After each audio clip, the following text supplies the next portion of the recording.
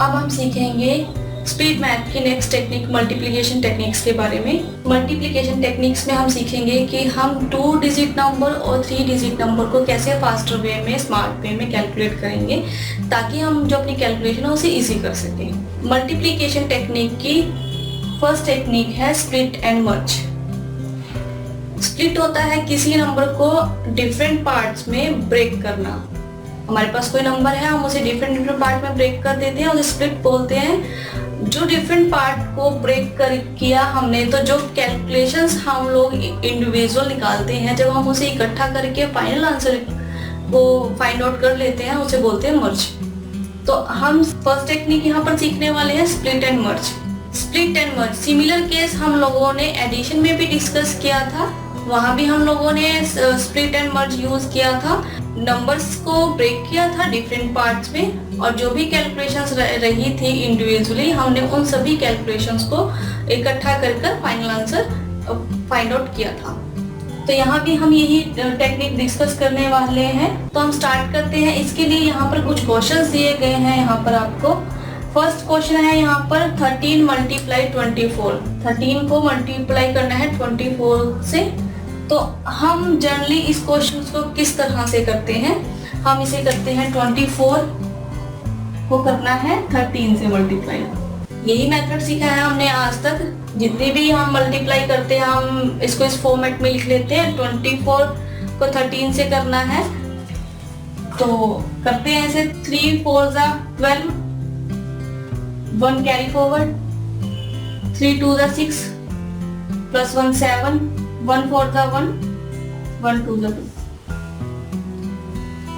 Add करेंगे ऐसे 2 7 plus 4 1, 1 carry forward 3, 3 1 2। अगर हम इसे मल्टीप्लाई करें, इसका प्रोडक्ट करें, तो जो हमारे पास फाइनल आंसर आएगा वो 3 1 2 आएगा।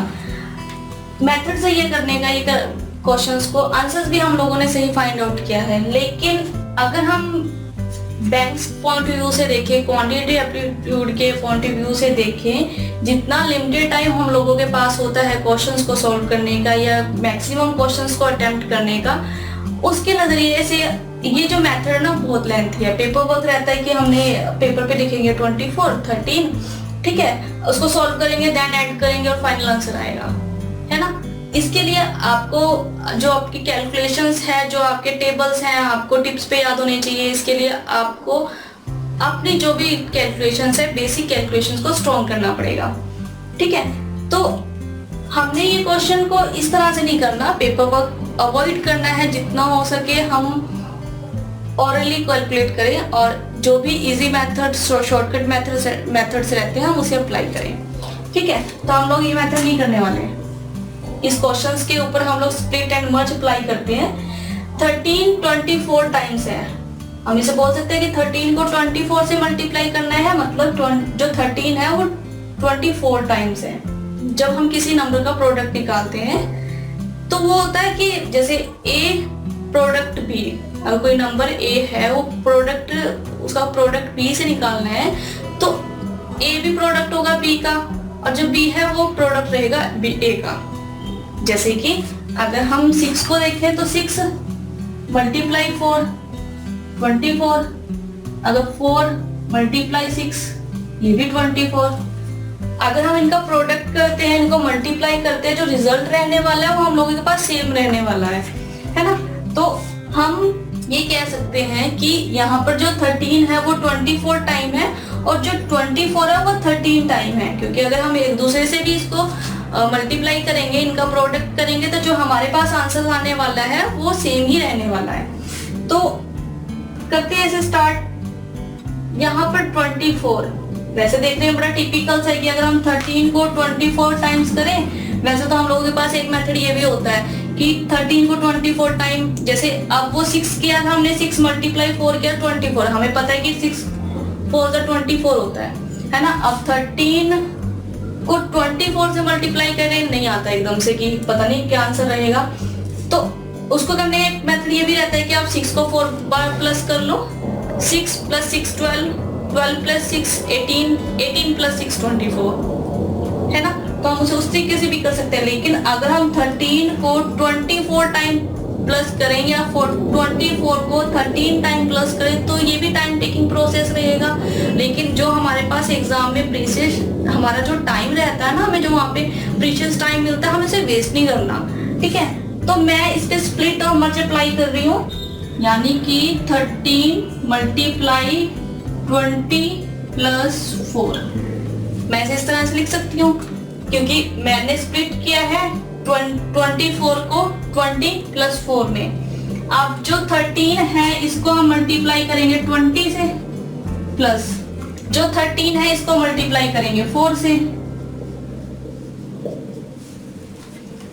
ठीक है। अब हमने इसको स्प्लिट कर लिया। अब इंडिविजुअल कैलकुलेशन हमारे पास रहेगी। 13 को 20 से मल्टीप्लाई करेंगे तो आएगा 260, प्लस 13 को 4 से मल्टीप्लाई करेंगे तो 52। अब जब हम इनको ऐड करेंगे तो हमारे पास आंसर आएगा 132। अगर अब आप जो आंसर इस मेथड से आया उसे कैलकुलेट करें और इसे कैलकुलेट करें, कंपेयर करें तो सिमिलर है हमारे पास, है ना। तो आप अपनी कैलकुलेशंस को अपने कन्वीनियंस के अकॉर्डिंग इजी कर सकते हैं। आपको इतना पेपर वर्क नहीं करना। मैंने यहाँ पे आपको समझाने के लिए इसको 24 को ब्रेक किया तो 20 प्लस 4 में, उसके बाद मैंने 13 को 20 के साथ मल्टीप्लाई किया, 13 को 4 के साथ मल्टीप्लाई किया, और जो मल्टीप्लाई अगर 13 को 20 से मल्टीप्लाई करें 260 आया, 13 को 4 से मल्टीप्लाई किया तो 52 आया। हम इन दोनों को ऐड करते तो 312 हमारे पास आंसर आया।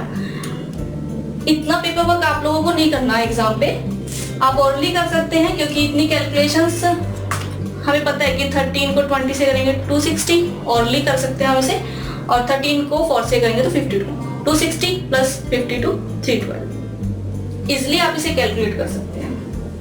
नेक्स्ट क्वेश्चन है यहाँ पर 14 मल्टीप्लाई 19। जो 14 है वो 19 टाइम्स है हम लोगों के पास, तो मैं 19 को ब्रेक कर रही हूँ 20 माइनस 1। यहाँ पर मैंने 19 को ब्रेक कर लिया 20 माइनस 1। अब 14 को 20 टाइम्स और 14 1 टाइम, जो भी कैलकुलेट कर आएगा उसे माइनस करेंगे क्योंकि यहाँ पे माइनस है। 20 माइनस 1 लिया है, इसे स्प्लिट किया है जब। और 14 को 20 टाइम मल्टीप्लाई करेंगे 280, माइनस 14 को 1 टाइम करेंगे तो 14, 280 माइनस 14 266। आपने देखा मैंने इस क्वेश्चन में किए बिना कुछ लिखे आंसर्स को फाइंड आउट कर लिया। तो आप भी इसी तरह से अवॉइड कीजिए और अपनी कैलकुलेशंस इजी कीजिए ताकि आपके पास जितने भी क्वेश्चंस रहे एग्जाम में आप ज्यादा से ज्यादा क्वेश्चंस को अटेम्प्ट कर सकें। इसे समझने के लिए हम कुछ और क्वेश्चंस करते हैं। नेक्स्ट क्वेश्चन है यहाँ पे 34 मल्टीप्लाई 23। जो 34 है हमारे पास वो 23 टाइम है। मैं 23 को ब्रेक कर रही हूँ 20 प्लस 3। 34 को 20 से मल्टीप्लाई, 34 को 3 से मल्टीप्लाई, जो भी मल्टीप्लाई कर आएगा हम उसे ऐड करेंगे। 34 को 20 से करेंगे तो 680 और 34 को 3 से करेंगे तो 102। 680 प्लस 102 782।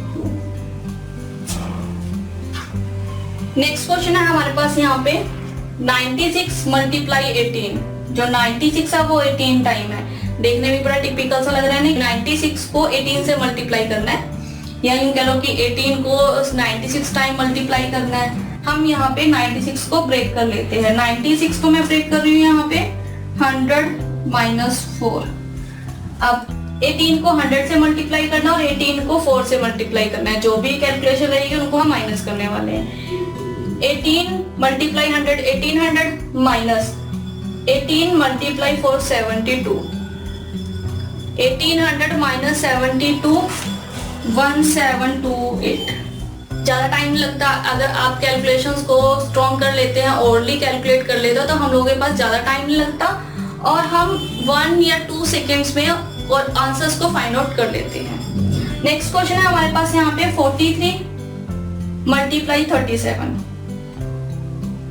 मैं 37 को ब्रेक कर रही हूँ यहाँ पे, 40 माइनस 3, 43 को 40 से मल्टीप्लाई करना है, माइनस 43 को 3 से मल्टीप्लाई करना है। 43 को 40 से मल्टीप्लाई करते हैं तो हमारे पास आता है 1620, 1620। 43 को 3 से मल्टीप्लाई करेंगे तो हमारे पास आएगा 129। 1620 माइनस 129, 1620 में से अगर हम 129 को माइनस करें तो हमारे पास आएगा 1591। हमारे पास फाइनल आंसर ये आएगा। तो आपने देखा कि मैंने कितने इजीली कैलकुलेट किया स्प्लिट करके, और जो भी कैलकुलेशन रही उनको मर्ज कर दिया, और जो फाइनल आंसर था हम लोगों के पास उसे फाइंड आउट कर लिया। आप अपने कन्वीनियंस के अकॉर्डिंग आपको जैसा इजी लगे आप उसको स्प्लिट कर सकते हो। आप यहाँ पे 13 को भी स्प्लिट कर सकते थे, 14 को भी, 34 को भी, 18 को भी, आपको जैसा इजी लगे आप उस मेथड को अप्लाई कीजिए ताकि आपके लिए कैलकुलेशन इजी रहे। स्पीड मैथ का मोटिव यही होता है कि आपकी जो कैलकुलेशन है, आप जो कैलकुलेशन कर रहे हो, कैलकुलेट कर रहे हो, वो इजी रहे आपके लिए, ताकि जो भी क्वेश्चंस आप लोगों के पास रहे आप उसे जल्दी से क्विकली कैलकुलेट करके फाइनल आंसर को फाइंड आउट